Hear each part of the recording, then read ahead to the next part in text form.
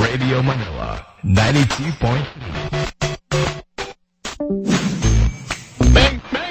Binigyan ako ng bosto ng year-end bonus, Beng! Oh, talaga?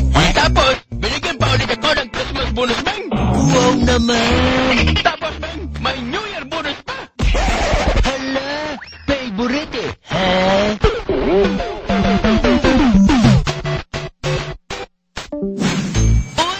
Hatid sundo ng jowa niya! Hala! Favorite!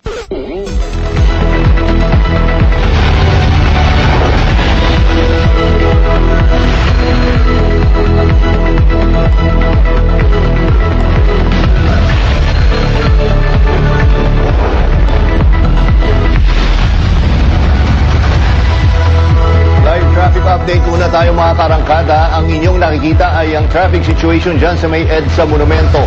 Dyan sa may right side ng inyong mga screen, yan yung papuntang Monumento, papuntang Malabon, papuntang Valenzuela, pati na rin sa Navotas, no? Pag kayo ay kumanan dyan sa may MacArthur Highway, dyan medyo bumibigat, nagiging bottleneck ang area na yan.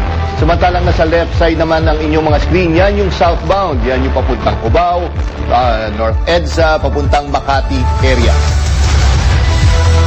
Araw po ng Huwebes, February 13, 2025. Kapit na Pilipinas dahil aarangkada na ang mga maiinit na balita. Ako po si Ninia Corpus. Ranatsyada at maghahatid ng balita sa bawat sulok ng bansa. Sa bayang naririnig sa Radyo 630 at 92.3 FM radio sa Metro at Mega Manila. At Regional FM radio station sa Luzon, Visayas at Mindanao.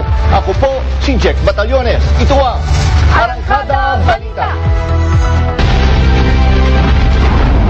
Mangingisda patay sa pananaga ng kapitbahay. Ang dalawa, dati na raw may alitan. Bangkay ng empleyado ng isang minahan na naiulat na nawawala, natagpuan sa bangin. Bakasyonista na nagmura sa bundok, sinuntok ng tauhan ng campsite. Sige, kuya! Malaki pinara ka ba? Puntok pa ka! O sige! Reklamo ng NBI laban kay Vice President Sara Duterte, isa sa ilalim sa preliminary investigation ng Department of Justice. At alamin, ano nga ba ang top love language ng karamihan ng mga Pinoy? Patay sa pananaga ang isang mangingisda sa Siruma, Camarines Sur. Ang suspect, isang mekaniko na kabarangay rin ng biktima. Yan ang umarangkadang balita ni FMR News Bicol correspondent Jonathan Maestrado.